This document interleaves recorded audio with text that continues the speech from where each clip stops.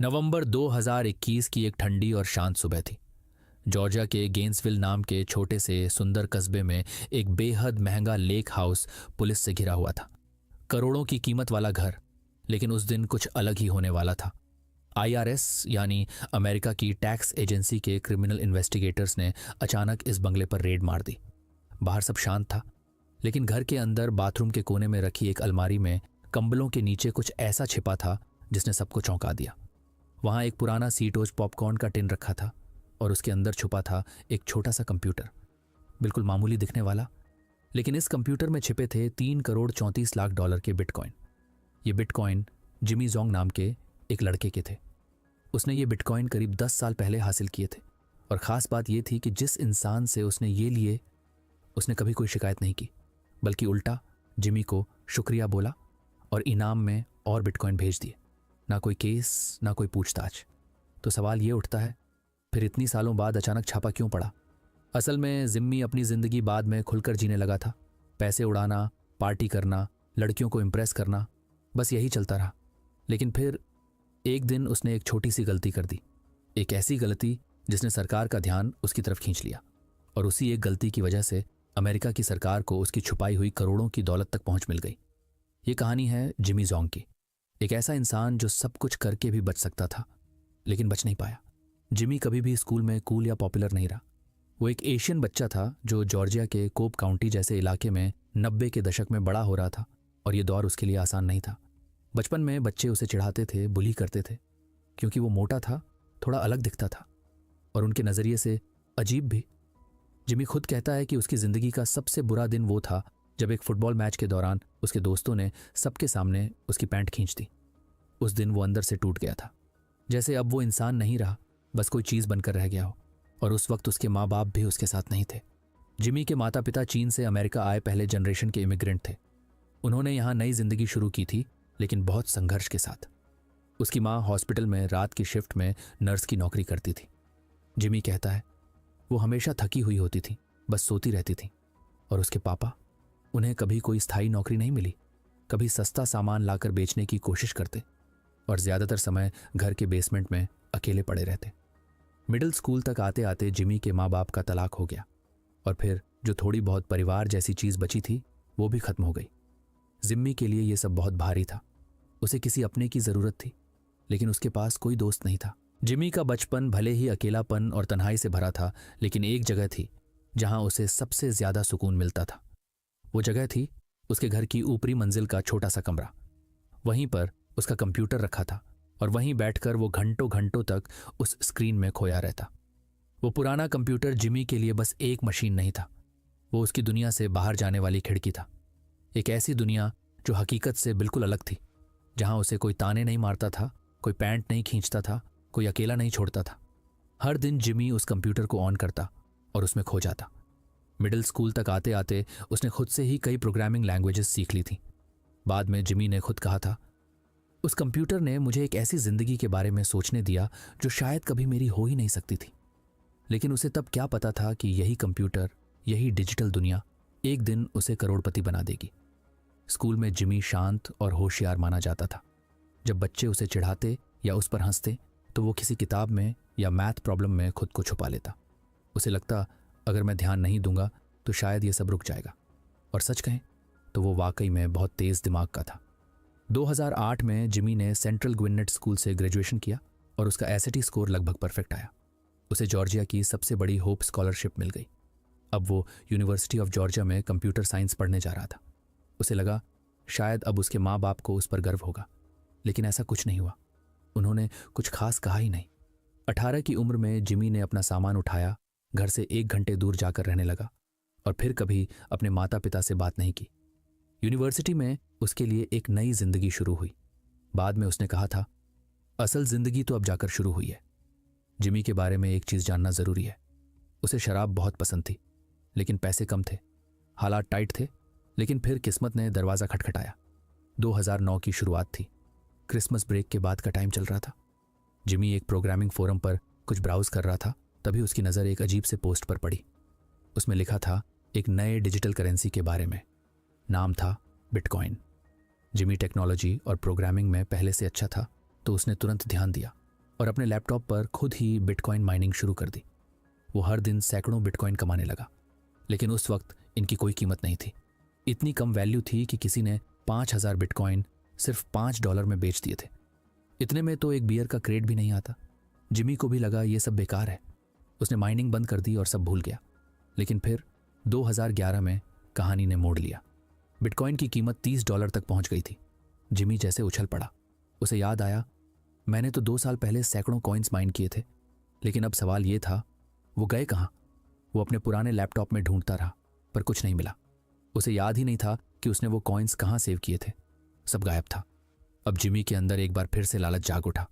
इस बार वो हार नहीं मानने वाला था। अब वो 21 साल का हो चुका था।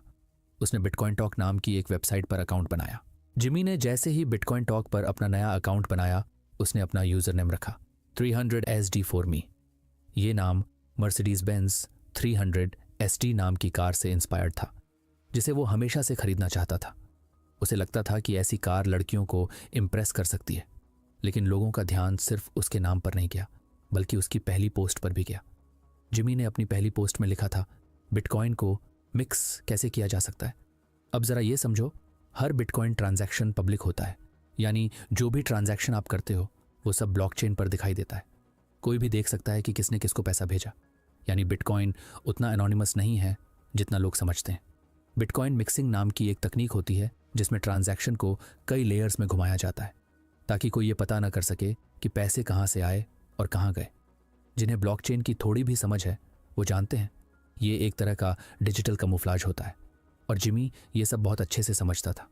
उसकी ये पोस्ट उस समय तो एक नॉर्मल टेक्निकल डिस्कशन लगी, लेकिन बाद में ये पोस्ट बहुत बड़ा क्लू बन गई। अब धीरे धीरे जिमी के पास पैसे आने लगे थे। उसका माइनिंग सेटअप उस दौर के हिसाब से काफ़ी एडवांस था, और अब वो धीरे धीरे हदें पार करने लगा था। वो ऑनलाइन गेमिंग में घुस गया। एक वेबसाइट थी बिटकॉइन पूंजी, जहां वो खूब खेलता था। वो इसका बहुत बड़ा फ़ैन बन गया था, लेकिन जल्द ही ये साइट बंद हो गई।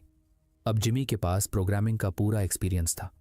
वो अब कंप्यूटर साइंस में तीसरे साल में था, तो उसने सोचा क्यों ना मैं खुद अपनी गेमिंग साइट बना लूं। और फिर उसने बना दी एक अपनी खुद की वेबसाइट, जहां लोग बिटकॉइन से गैम्बल करते थे और जिमी हर ट्रांजैक्शन पर फ़ी काटता था। साथ ही साथ उसने माइनिंग भी दोबारा शुरू कर दी। इन दोनों तरीकों से जिमी ने फिर से बहुत सारे बिटकॉइंस जमा कर लिए, और सबसे बड़ी बात यह हुई, वो कुछ पुराने बिटकॉइन भी रिकवर करने में कामयाब हो गया, जो उसने 2009 में माइन किए थे। हालांकि करीब 5,000 बिटकॉइन अब भी हमेशा के लिए खो गए, क्योंकि उसका एक पुराना हार्ड ड्राइव क्रैश हो गया था और उस डेटा का कोई बैकअप नहीं था। जिमी कहता है, अगर कोई डेटा रिकवरी एक्सपर्ट उस ड्राइव को खोल पाए तो उसे करोड़ों डॉलर का जैकपॉट मिल सकता है। अब उस वक्त बिटकॉइन की कीमत सिर्फ $5 थी, लेकिन जिमी के पास अब पहले से कहीं ज़्यादा पैसे थे। तो वो इन पैसों का करता क्या था? शुरुआत हुई पार्टीज से। जिमी हर वीकेंड शराब पीता, कई बार उसे ब्लैकआउट्स हो जाते, और धीरे धीरे उसने एक और लत पकड़ ली, कोकेन। हाँ, जिमी अब ड्रग्स की दुनिया में भी उतर चुका था। हर वीकेंड वो बूगर शुगर यानी कोकीन लेता था, और ये लत करीब 6 साल तक चली। विडंबना ये है कि उसी लत ने बाद में उसे अरबपति बना दिया, एक ऐसे तरीके से जिसकी उसने कभी कल्पना भी नहीं की थी। जब जिम्मी हर वीकेंड रॉकस्टार जैसी लाइफ जी रहा था, उसी दौरान इंटरनेट की एक अंधेरी गली में कुछ और बड़ा हो रहा था।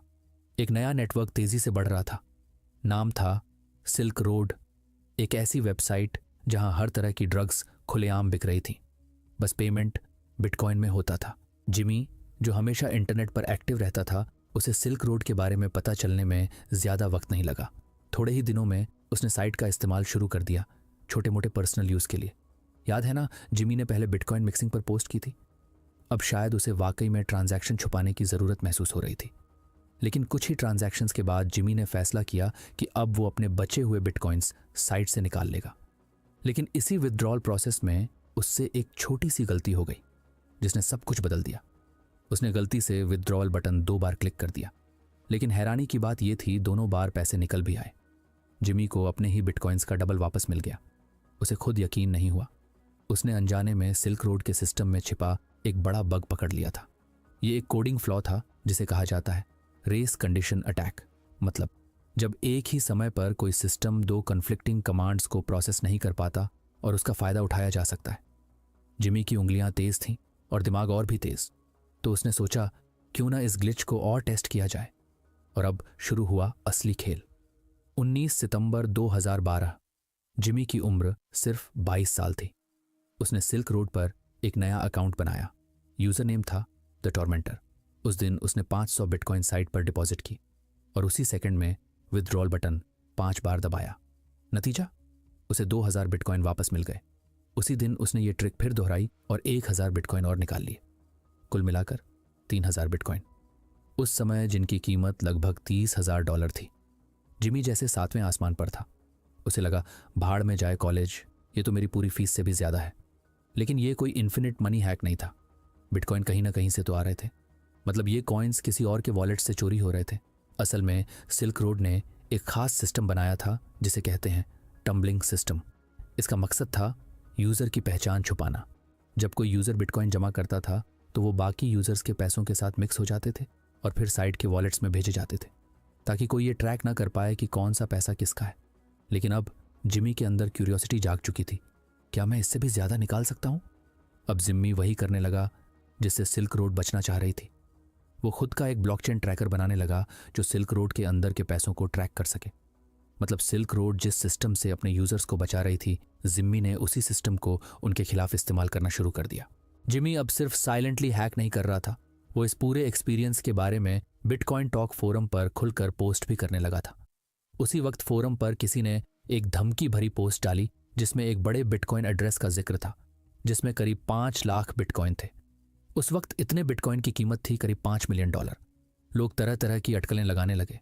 कईयों को लगा यह सिल्क रोड का एड्रेस हो सकता है, लेकिन जिमी को शक नहीं था, उसे पूरा यकीन था।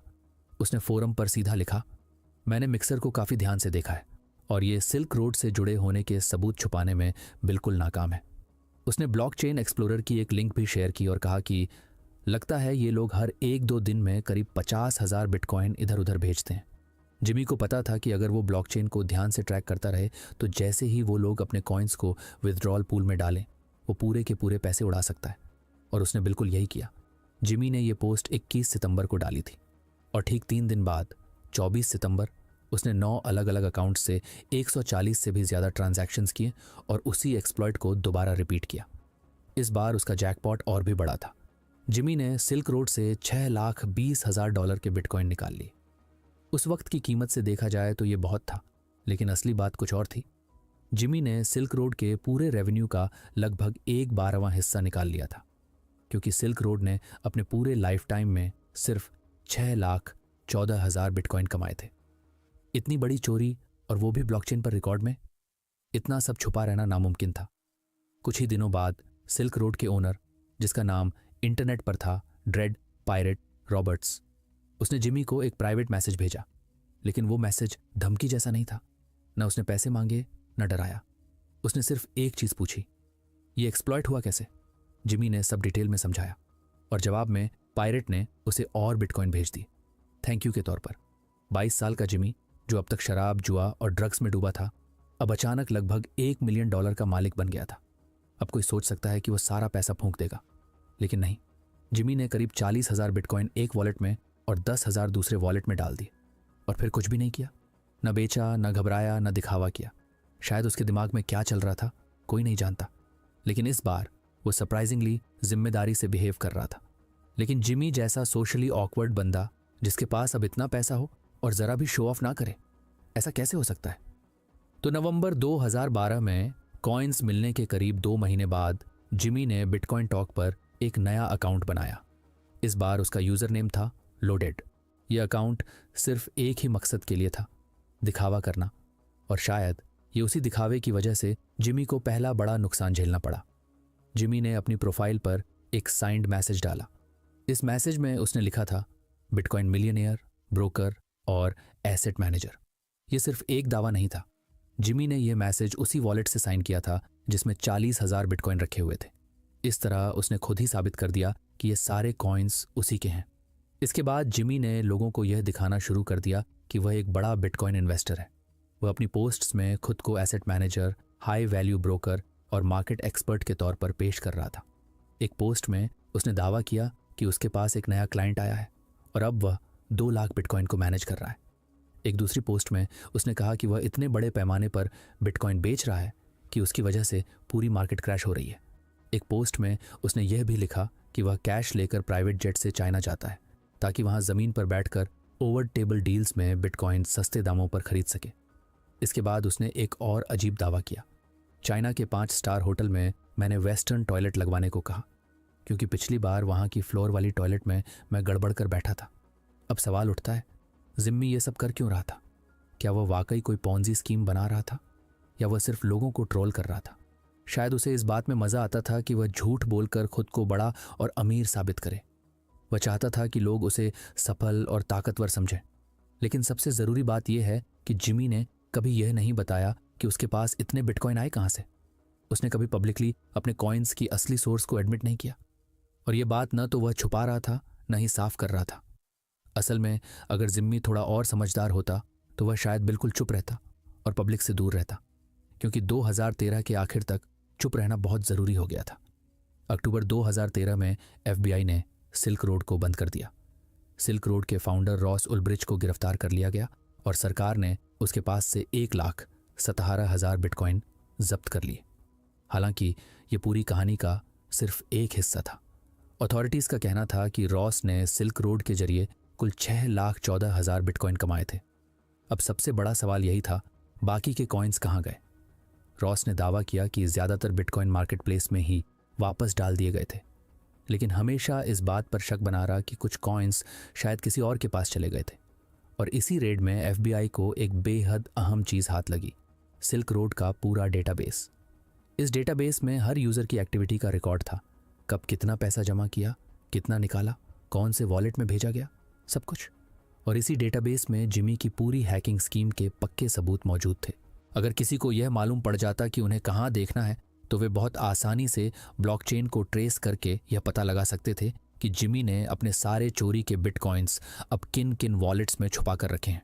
और अगर उसने इन कॉइन्स में से किसी एक को भी किसी एक्सचेंज पर USD में बदलने की कोशिश की होती तो वह एक्सचेंज सरकारी आदेश सबपूइना के तहत जिमी की असली पहचान अथॉरिटीज़ को दे सकता था। अब ये बिटकॉइंस सिर्फ कुछ डिजिटल टोकन्स नहीं थे, ये हॉट फंड्स बन चुके थे। जिमी को अब हर कदम बहुत सोच समझ कर रखना था, क्योंकि अगर उसने एक भी छोटी सी गलती की तो उसका पूरा खेल खत्म हो सकता था। साल 2014 में जिमी ने अपनी बैचलर्स डिग्री पूरी की। कॉलेज से निकलते वक्त बिटकॉइन की कीमत लगभग $500 के आसपास थी और जिमी की कुल संपत्ति करीब $30 मिलियन हो चुकी थी। अगर वह थोड़ी समझदारी से खेलता तो शायद उसे जिंदगी में कभी कोई नौकरी करने की ज़रूरत ही नहीं पड़ती। अब जिम्मी के पास बहुत सारा वक्त और बहुत सारा पैसा था, इसलिए बोर्डम में उसने फिर से उन पुरानी चीज़ों की तरफ लौटना शुरू कर दिया जिनका सपना वह बचपन से देखता आया था। सबसे पहले उसने वही मर्सिडीज बेंज खरीदी जिसका सपना वह अपने बचपन से देखता रहा था। फिर उसने एथेंस जॉर्जिया में एक शानदार घर खरीदा। अगर आप कभी उस घर के सामने से गुजरते तो आपको उसकी मर्सिडीज गाड़ी ड्राइववे में खड़ी दिखती और घर की दीवारों पर जॉर्जिया बुलडॉग्स की साइंस मिलती।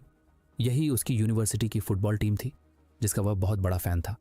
लेकिन इन सारी चीज़ों से ज़्यादा जिमी एक चीज़ ज़रूर चाहता था, लोगों को इम्प्रेस करना। वह अपने दोस्तों को मायामी के ट्रिप्स पर ले जाता, सारी पार्टीज़ का खर्चा खुद उठाता और कभी कभी उन्हें बिटकॉइन गिफ्ट में भी दे देता। जिमी ने अपने पूरे जीवन में कभी कोई रेगुलर नौकरी नहीं की। सिर्फ एक बार 2009 की गर्मियों में उसने कुछ हफ्तों के लिए एक छोटी सी जॉब की थी जहां वह अलार्म सिस्टम्स इंस्टॉल करता था। बाकी पूरी जिंदगी उसने सिर्फ एक ही चीज़ से फंड की, बिटकॉइन बेचना। जैसे जैसे बिटकॉइन की कीमत बढ़ती गई, जिमी को अपने पुराने कुछ डिसीजंस पर पछतावा होने लगा। उसे लगता था कि उसने घर कैश में खरीद कर गलती की थी, जिसमें उस वक्त 1,000 से ज़्यादा बिटकॉइन खर्च हो गए थे। अब वही घर वह सिर्फ 300 बिटकॉइन में खरीद सकता था। यहाँ तक कि उसे यह भी अफसोस था कि कभी उसने बियर खरीदने के लिए कुछ बिटकॉइंस सिर्फ $5 में बेच दिए थे। लेकिन इन पछतावों का उस पर कोई गहरा असर नहीं पड़ा। वह अब भी पार्टी करता रहा और जैसे जैसे समय बीतता गया, जिमी और भी ज़्यादा प्लेजर चेसिंग में डूबता गया। उसके बिटकॉइन टॉक फोरम के पोस्ट्स भी धीरे धीरे कम होते चले गए। अब वह वहाँ सिर्फ कभी कभी नशे में धुत होकर कुछ लिखने आता था या फिर और किसी ज़्यादा हार्ड चीज़ के असर में। कई बार वह अपने लोडेड अकाउंट से पोस्ट करता और फिर खुद ही अपने पुराने मर्सिडीज बेंज वाले अकाउंट से उस पोस्ट पर रिप्लाई करता, जैसे वह खुद से ही बात कर रहा हो। सब कुछ धीरे धीरे अजीब होता जा रहा था। एक बार किसी ने मजाक में लिखा, बिटकॉइन की कीमत शायद इसलिए गिरी क्योंकि लोडेड गिरफ्तार हो गया। जिमी ने रिप्लाई किया, अगर मैं कभी इतना स्लॉपी हो गया तो मुझे अरेस्ट कर लेना और चाबी फेंक देना। काश उस यूज़र को पता होता वह सच्चाई के कितने करीब पहुंच चुका था। और यहाँ हम 2016 की उस अरेस्ट की बात नहीं कर रहे हैं जब जिमी को जॉर्जिया के एडीज कल्जोन्स नाम के रेस्टोरेंट में एक ऑफ ड्यूटी कॉप ने रंगे हाथों पकड़ लिया था। जिमी उस वक्त की चेन के छोटे से स्पून से एक वाइट पाउडर वाली बैग में डिप कर रहा था। और हाँ, यह घटना बिल्कुल सच है। जिमी को उस ड्रग केस में सिर्फ 1 साल की प्रोबेशन की सजा मिली थी और कुछ समय बाद उस केस को पूरी तरह एक्सपंज कर दिया गया। इसका मतलब था कि उसका नाम और रिकॉर्ड कानूनन रूप से मिटा दिया गया, जैसे वह घटना कभी घटी ही नहीं थी। अब जरा सोचिए, एक इंसान जो एक घर कैश में खरीदता है, वह IRS इंटरनल रेवेन्यू सर्विस को शक के घेरे में डाल सकता था, लेकिन जिमी ने हमेशा अपने बेचे गए बिटकॉइंस पर ईमानदारी से टैक्स भरा। उसने कोई कच्ची गलती नहीं की थी, कम से कम अब तक तो नहीं। और सबसे बड़ी बात यह थी कि जिमी ने जो बिटकॉइन बेचे थे उनसे अपने सारे पर्सनल खर्च चलाए थे। वे सभी कॉइन लीगल माइनिंग या ट्रेडिंग से मिले पुराने कॉइन्स थे। जिन बिटकॉइंस को उसने सिल्क रोड से हैक किया था उन्हें उसने अब तक कभी छुआ तक नहीं था। 5 साल बीत चुके थे, लेकिन जिमी ने उन स्टोलन कॉइन्स को पूरी तरह अनटच्ड रखा हुआ था। ये बात अपने आप में काफ़ी चौंकाने वाली थी। जिमी के पास लगभग 50,000 बिटकॉइन थे और उसने उन कॉइन को हर बुल रन और हर क्रैश के दौरान भी होल्ड करके रखा। वह देखता कि एक दिन उसकी होल्डिंग्स करोड़ों डॉलर की हो जाती थी और फिर अगले दिन उतनी ही तेजी से गिर जाती थी। लेकिन जिमी ने कभी भी पैनिक सेल नहीं किया। वह शांत रहता था और बिटकॉइन टॉक पर सिर्फ अजीब अजीब सी पोस्ट करता रहता था। कभी वह कुछ रैंडम सी तस्वीरें डालता तो कभी बस ये लिखता कि इतने सारे मार्केट अप्स एंड डाउन्स को झेलने का सिर्फ एक ही तरीका है, ड्रग्स लेना। लेकिन अब सब कुछ बदलने वाला था। साल 2017 में जिमी अपने लोडेड अकाउंट से एक ऐसा पोस्ट करने वाला था जिससे वह बिटकॉइन टॉक पर अचानक फेमस हो जाएगा। लेकिन शायद वह खुद भी नहीं जानता था कि उसे कितनी बड़ी अटेंशन मिलने वाली है। 2016 के अंत तक बिटकॉइन की पॉपुलैरिटी बहुत तेजी से बढ़ चुकी थी। साल के आखिर में बिटकॉइन की कीमत $1,000 के करीब पहुंच गई थी। लेकिन इस तेजी के साथ एक नई टेक्निकल परेशानी सामने आने लगी थी। बिटकॉइन का प्रोटोकॉल हर सेकंड बहुत ही सीमित ट्रांजैक्शंस को प्रोसेस कर पाता था। जैसे जैसे लोग बढ़ते गए, ट्रांजैक्शन स्पीड धीमी होती गई, फीस भी बढ़ती जा रही थी। अगर बिटकॉइन को असली दुनिया की करेंसी बनना था तो उसे हर सेकंड हजारों ट्रांजैक्शंस को लो फीस में हैंडल करना आना चाहिए था। 2017 तक ये टेक्निकल इशू इतना बड़ा बन चुका था कि पूरी बिटकॉइन कम्युनिटी 2 हिस्सों में बंट गई थी। यही डिवाइड एक नए कॉन्सेप्ट को जन्म देता है, bitcoin cash. Bitcoin cash bitcoin जैसी ही एक क्रिप्टो करेंसी थी, लेकिन इसका ब्लॉक साइज बड़ा कर दिया गया था ताकि ज़्यादा ट्रांजैक्शन हैंडल किए जा सकें। इस नए सिस्टम का एक खास फायदा यह था कि हर उस इंसान को जिसने पहले बिटकॉइन होल्ड किए थे उसे उतनी ही संख्या में फ्री बिटकॉइन कैश मिलना था। यानी जिमी, जिसके पास पहले से ही 50,000 बिटकॉइन थे, अब वह उतने ही बिटकॉइन कैश का भी मालिक बन गया था। एक झटके में उसकी होल्डिंग्स दोगुनी हो गईं। हालांकि बहुत सारे लोग बिटकॉइन कैश पर भरोसा नहीं कर रहे थे। बिटकॉइन कम्युनिटी 2 कैंप्स में बंट चुकी थी। एक ग्रुप मानता था कि असली करेंसी सिर्फ बिटकॉइन है और बिटकॉइन कैश एक बेकार कॉपी है। दूसरा ग्रुप मानता था कि बिटकॉइन की लिमिटेशंस उसे फेल कर देंगी और फ्यूचर में बिटकॉइन कैश ही सबसे प्रैक्टिकल बनेगा। जिमी पहले वाले ग्रुप का हिस्सा था, यानी वह बिटकॉइन का सपोर्टर था। 21 मार्च 2017 बिटकॉइन कैश लॉन्च होने से 5 महीने पहले जिमी ने अपने लोडेड अकाउंट से एक पोस्ट किया जो आज तक की उसकी सबसे चर्चित पोस्ट बन गई। उस पोस्ट में उसने रॉजर वर को टैग किया। रॉजर वर, जिसे बिटकॉइन जीसस भी कहा जाता है, एक अर्ली बिटकॉइन अडॉप्टर था और कई बड़ी क्रिप्टो कंपनियों में इन्वेस्टर भी। अब वह पूरी तरह से बिटकॉइन कैश का प्रमोटर बन चुका था। जिमी ने रॉजर को खुलेआम चैलेंज किया, अगर तुम्हें बिटकॉइन कैश पर इतना भरोसा है तो चलो एक के बदले एक ट्रेड करते हैं। तुम अपने बिटकॉइंस दो, मैं तुम्हें उतनी ही मात्रा में बिटकॉइन कैश दूंगा। ये कोई मामूली प्रस्ताव नहीं था, ये एक स्पेकुलेटिव ट्रेड था जिसकी उस समय की कीमत लगभग $60 मिलियन थी। बिटकॉइन टॉक पर लोग हैरान रह गए। जिमी को हीरो की तरह देखा जाने लगा क्योंकि वह बिटकॉइन कैश को ओपन चैलेंज दे रहा था। बिटकॉइन टॉक जैसी जगह जहां ज्यादातर लोग हार्डकोर बिटकॉइन सपोर्टर्स थे, वहां ऐसा बोल्ड कदम उठाना बहुत बड़ी बात थी। लोगों ने रॉजर को रोस्ट करना शुरू कर दिया। अगर तुम सच में बिटकॉइन कैश को सुपीरियर मानते हो तो इस डील को एक्सेप्ट करो, वरना सबको लगेगा कि तुम ब्लफ कर रहे हो। ये पोस्ट इतनी तेजी से वायरल हुई कि बात रेडिट तक पहुंच गई। ज्यादातर लोगों को यकीन था कि रॉजर कभी इस डील को एक्सेप्ट नहीं करेगा, लेकिन सबको चौंकाते हुए रॉजर ने डील के लिए हाँ कह दी। हाँ, उसने यह जरूर कहा कि उसे डील को प्रॉपरली सेटअप करने में 48 घंटे लगेंगे। 2 दिन बाद जिमी ने उसी थ्रेड में फिर से रिप्लाई किया। अब तक कोई कॉन्ट्रैक्ट नहीं मिला है और यही उसकी आखिरी पोस्ट थी। इसके बाद जिमी ने कभी भी लोडेड अकाउंट से कुछ भी पोस्ट नहीं किया। रॉजर ने अगले कुछ महीनों तक फोरम पर लिखा कि उसने लोडेड से संपर्क करने की कोशिश की, लेकिन कोई जवाब नहीं मिला। डील कभी पूरी नहीं हुई। जिमी अचानक गायब हो गया। उसने अपने पुराने मर्सिडीज बेंज अकाउंट से भी पोस्ट करना बंद कर दिया। अब सबके मन में एक ही सवाल उठने लगा, जिमी अचानक क्यों चुप हो गया? क्या वह रॉजर की कॉन्फिडेंस देखकर डर गया था? क्या उसे अचानक ये एहसास हुआ कि अगर बिटकॉइन कैश वाकई सक्सेसफुल हो गया तो मुझे यह ट्रेड करना बहुत भारी पड़ सकता है? या फिर इस डिसअपीयरेंस के पीछे असली वजह कुछ और थी? शायद रेडिट पर किसी ने जिमी के पुराने बिटकॉइंस को ट्रैक करते करते उन्हें फिर से सिल्क रोड से जोड़ दिया था। अब सोचो, जब जिमी ने सिल्क रोड से वो सारे कॉइन्स निकाले थे तो उसने उन्हें छुपाने के लिए मिक्सर यूज किया था। लेकिन दिक्कत ये थी कि इतनी बड़ी रकम को छुपाना आसान नहीं होता। अगर कोई और इतने बड़े स्केल पर मिक्सिंग सर्विस का इस्तेमाल ही नहीं कर रहा होता तो इतना बड़ा अमाउंट ब्लॉकचेन पर अकेला ही चमकने लगता है। बस किसी को ये देखना होता है कि वो भारी रकम कहाँ कहाँ घूम रही है, और उसे ये समझने में देर नहीं लगती कि ये सारे कॉइन्स एक ही इंसान के हैं। और सबसे पक्का सबूत खुद जिमी ने सबके सामने रख दिया था। वही 40,000 बिटकॉइन वाला एड्रेस जिसका साइंड मैसेज उसने अपने लोडेड प्रोफाइल पर डाला था, अब उसी ने साबित कर दिया कि ये कॉइन्स उसी के हैं। जिस मिक्सर का वो इस्तेमाल कर रहा था कॉइन्स को छुपाने के लिए, अब वही चीज़ उस पर उंगली उठा रही थी। जिस रास्ते से वो बचना चाह रहा था, अब उसी रास्ते से लोग उसके पीछे पहुंच रहे थे। और इसी दौरान सबसे अफसोस की बात यह थी कि रॉजर वाली डील कभी हो ही नहीं पाई। सिर्फ 2 महीने बाद 1 अगस्त 2017 को बिटकॉइन का हार्ड फोर्क हुआ और बिटकॉइन कैश ऑफिशियली लॉन्च हो गया।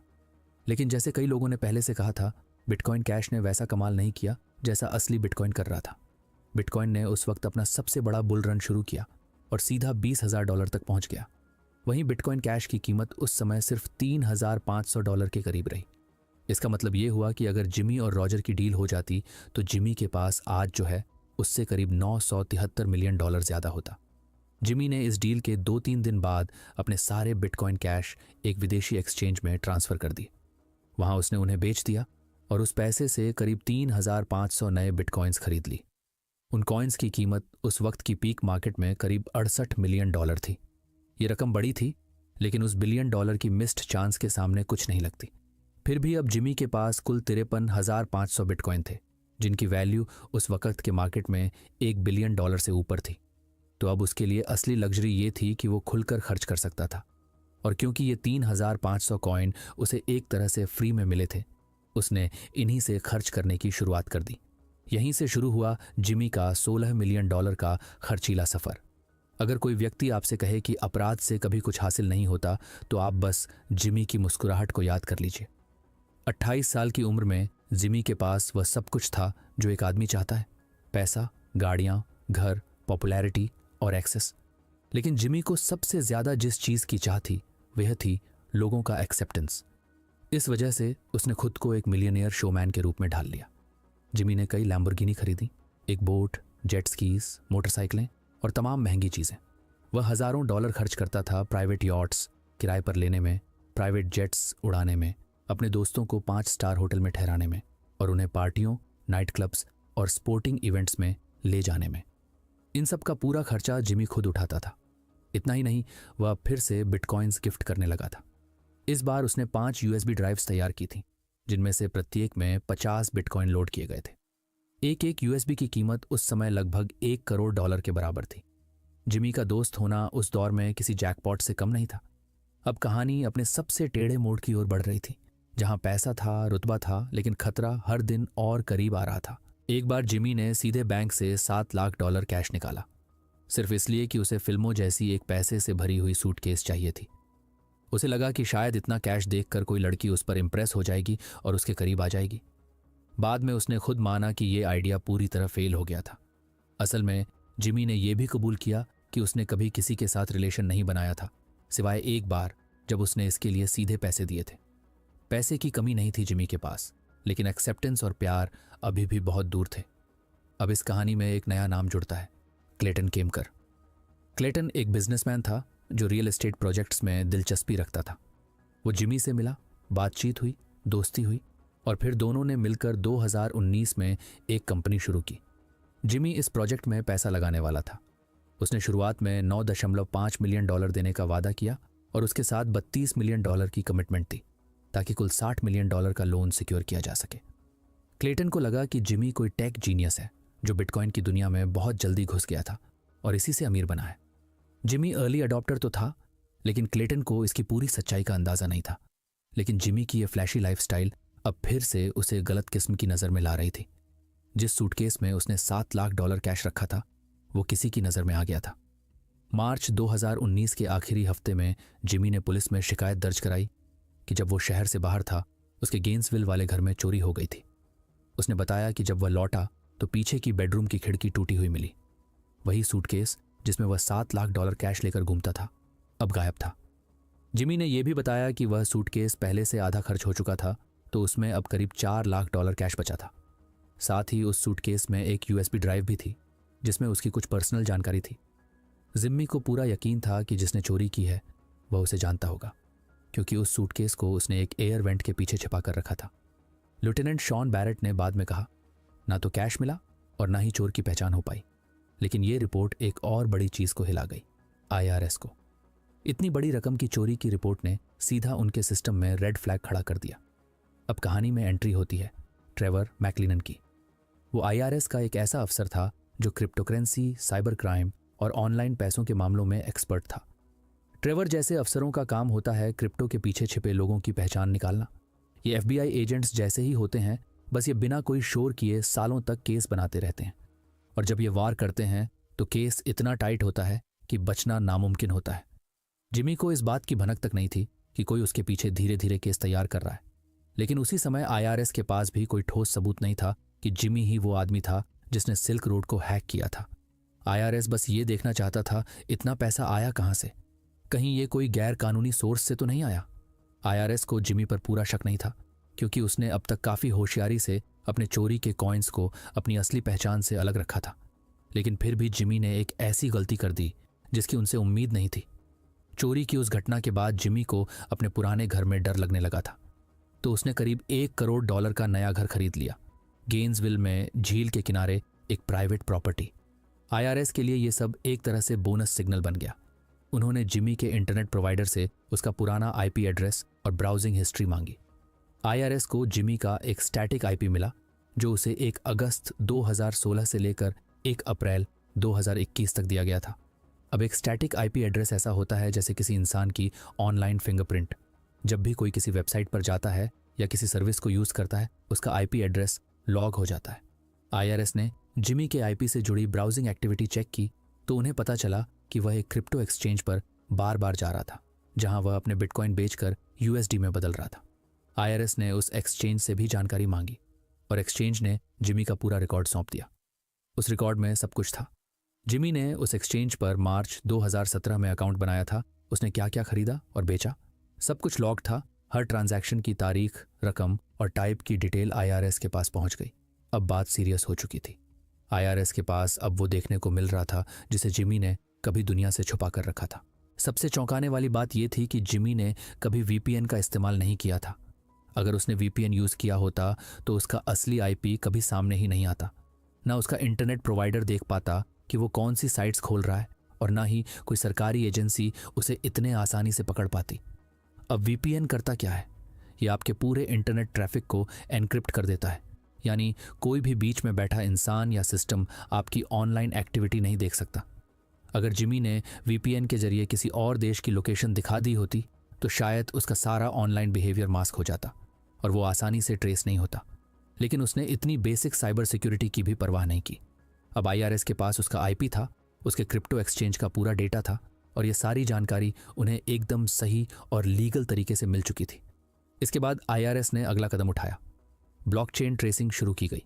IRS को ब्लॉकचेन से अलग ही लेवल का लगाव है, क्योंकि ये एक ऐसा डिजिटल सिस्टम है जहां हर ट्रांजैक्शन का रिकॉर्ड हमेशा के लिए रहता है। यहाँ कुछ भी मिटाया नहीं जा सकता। जहां आमतौर पर पुलिस की जांच में लोग सबूत छुपा सकते हैं, वहीं ब्लॉकचेन में सब कुछ सामने होता है और हर ट्रांजैक्शन की पूरी कहानी दिखती है।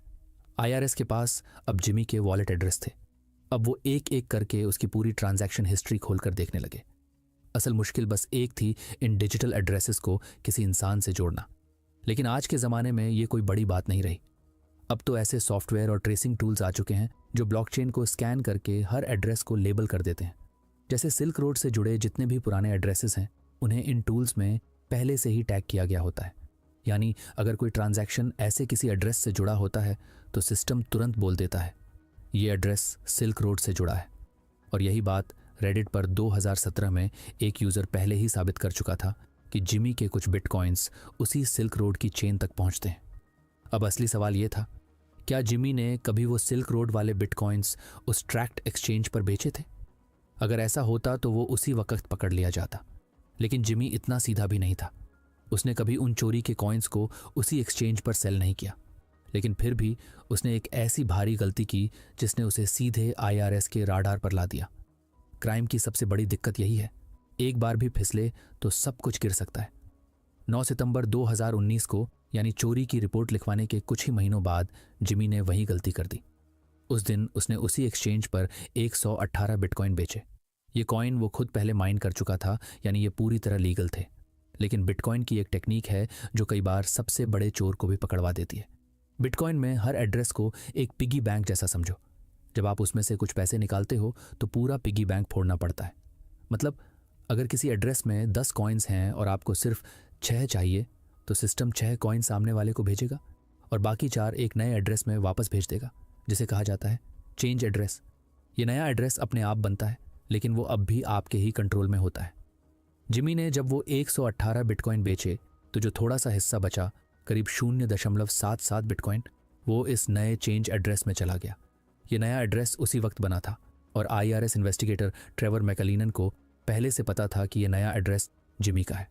यानी एक छोटी सी गलती ने जिमी के वॉलेट का सीधा कनेक्शन उस एक्सचेंज से जोड़ दिया।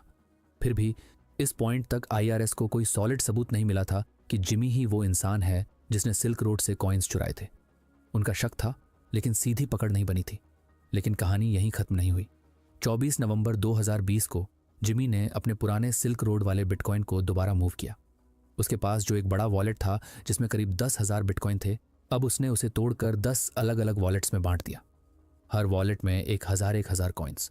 यानी अब वो चोरी का सारा खजाना छोटे छोटे टुकड़ों में बंट रहा था, जैसे कोई आदमी अपने सबूत मिटाने से पहले उन्हें हिस्सों में बांट रहा हो।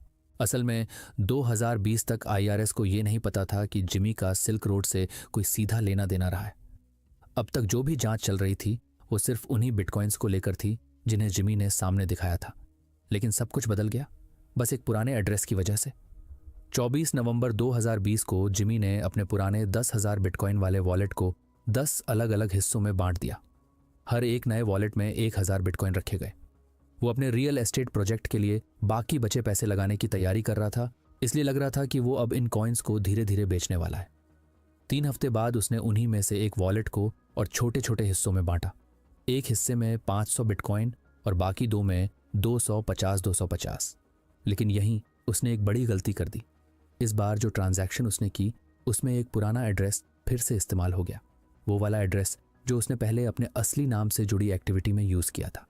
यानी पहली बार जिमी ने अपने असली पहचान वाले वॉलेट को उन कॉइन्स से जोड़ दिया जिन्हें वो सालों से छिपाता आ रहा था।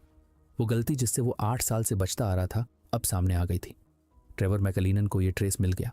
शुरुआत में शायद उसे लगा कि उसे जिमी का बस कोई बड़ा वॉलेट मिला है, लेकिन जैसे जैसे वो ब्लॉकचेन के रिकॉर्ड्स को एक एक करके पीछे ले गया, उसे कुछ बड़ा दिखने लगा। जितना वो पीछे जाता उतना ही कॉइन का नंबर बढ़ता गया। अंत में वो पहुंच गया उस एड्रेस तक जिसे आईआरएस ने 2013 में सिल्क रोड से जुड़ा मानकर फ्लैग किया था। अब बात बस छुपे हुए पैसे की नहीं रह गई थी। अब ये मामला एक बहुत बड़े राज की शक्ल ले चुका था। अब साल था 2021 और बिटकॉइन की कीमत $61,000 तक पहुंच चुकी थी। जब ट्रेवर ने उस पूरे स्टैश की वैल्यू देखी तो वो $3 अरब से भी ज्यादा बैठ रही थी। अब असली सवाल उठा, जिमी कौन है? क्या वो सिल्क रोड का कोई छिपा हुआ पार्टनर था? क्या वो रॉस उल्ब्रिच का कोई भरोसेमंद साथी था, या फिर कोई और चेहरा जो अब तक पर्दे के पीछे था? इन सवालों का जवाब चाहिए था और वो सिर्फ जिमी ही दे सकता था। इस ट्रेसिंग के कुछ ही महीनों बाद अधिकारियों ने उसके दोनों घरों पर रेड की। उसके झील किनारे वाले घर में एक फ्लोर सेफ में $7 लाख कैश और 25 कैसियस कॉइन्स मिले, जिनकी उस वक्त की कीमत लगभग 174 बिटकॉइन थी। लेकिन सबसे चौंकाने वाली चीज मिली बाथरूम की अलमारी में, एक चीटोस पॉपकॉर्न का डिब्बा जिसके अंदर एक छोटा कंप्यूटर छुपा हुआ था। उसी में जिमी के सारे बिटकॉइन थे। जिमी को गिरफ्तार कर लिया गया, उसका सारा सामान जब्त कर लिया गया, लेकिन कॉइन्स अभी भी वहीं थे, अनटच्ड, एक एन्क्रिप्टेड वॉलेट में।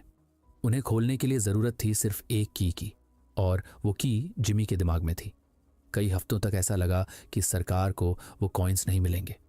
जिमी ने चुप्पी साध रखी थी, लेकिन 6 महीने जेल में रहने के बाद वो टूट गया। 25 मार्च 2020 को देखा गया कि जिमी के वॉलेट से 5 बड़े ट्रांसफर हुए, सीधे सरकार के एक एड्रेस की तरफ। अब असली सवाल उठा, जिमी पर केस किस बात का था?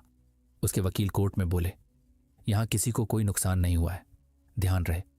सिल्क रोड के बनाने वाले रॉस उल्ब्रिस्ट, जिसने खुद जिमी को एक बार शुक्रिया कहा था, वो अब उम्र भर की सजा काट रहा है, और वो भी बिना किसी रिहाई की उम्मीद के। अगर जिमी चाहकर भी वो सारे बिटकॉइन रॉस को वापस देना चाहता तो वो भी गैरकानूनी होता। यहां सबसे दिलचस्प बात यह थी, केस जिमी के नाम पर नहीं था, बल्कि रॉस के नाम पर था। 2015 में रॉस को सजा सुनाते वक्त जज ने यह बात साफ कर दी थी कि सिल्क रोड से जुड़े जितने भी बिटकॉइन सिस्टम से गुजरे, वो सब सरकार के हिसाब से उसी क्राइम का हिस्सा है। यानी अगर किसी ने बाद में जाकर भी ऐसे किसी कॉइन को खरीदा तो सरकार का दावा उन पर भी बनता है। जिमी से जो 51,680 बिटकॉइन बरामद किए गए, उनकी कीमत उस वक्त 3.4 अरब डॉलर थी। और हैरानी की बात यह थी, इतने सालों में जिमी ने उसमें से सिर्फ 1% खर्च किया था, और वो भी तब जब बिटकॉइन की कीमत इतनी ज्यादा नहीं थी। लेकिन अब उसके पास पूरी रकम नहीं थी, तो सरकार ने उसके पास की हर एक चीज जब्त कर ली। 40,27,000 डॉलर कैश, पुराने लीगली बेचे गए बिटकॉइन, उसकी प्रॉपर्टी, और यहां तक कि उसकी रियल एस्टेट कंपनी में जो हिस्सा था वो भी ले लिया गया। कोर्ट में जिमी ने कहा, मुझे पता था मैं गलत कर रहा हूं, लेकिन मैंने खुद को यही समझाया कि सब ठीक है। यह सब मुझे जरूरी और किसी काबिल जैसा महसूस कराता था। उस वक्त जिमी की उम्र थी 33 साल। जज ने उसे 1 साल और 1 दिन की सजा सुनाई। आरोप था मनी लॉन्ड्रिंग। जज का कहना था यह पूरा मामला बेहद चालाकी से अंजाम दिया गया। उन्होंने कहा, आज का पीड़ित भले एक क्रिमिनल सिस्टम हो, लेकिन यही तरीका अगर किसी असली बिजनेस पर लागू हो जाए तो उसका भी बहुत नुकसान हो सकता है। जिमी ने बताया कि उसकी गिरफ्तारी के बाद उसके 2 सबसे अच्छे दोस्त उसे दूरी बना चुके हैं। दोनों को नई नौकरियां मिल गईं, और शायद अब वो इसलिए नहीं लौटे क्योंकि जिमी अब वो अमीर लड़का नहीं रहा। और सबसे बड़ी मार, अब जिमी को जब्त किए गए बिटकॉइन पर टैक्स देना है, लाखों नहीं हजारों डॉलर हर साल। वो खुद से एक सवाल बार बार पूछता है, जब सब कुछ चला गया है और अब कोई साथ भी नहीं, तो क्या बचा है इस जिंदगी में? अब जिम्मी लाइफ्ट और उबर चलाता है। अभी वो किसी बड़ी स्कीम का मास्टरमाइंड नहीं, बस एक और ड्राइवर है जो अपने अगले राइड के नोटिफिकेशन का इंतजार कर रहा है। ये केस अमेरिका के इतिहास में दूसरे नंबर की सबसे बड़ी बिटकॉइन जब्ती है। और पहली कौन सी थी, वो किस्सा कभी और। अगर ये केस आपको चौंकाने वाला लगा हो तो एक लाइक जरूर करें। आपका क्या सोच है नीचे कमेंट में जरूर बताइए, और ऐसी ही सच्ची और हैरान कर देने वाली क्राइम स्टोरीज के लिए सब्सक्राइब कीजिए कहानी YT।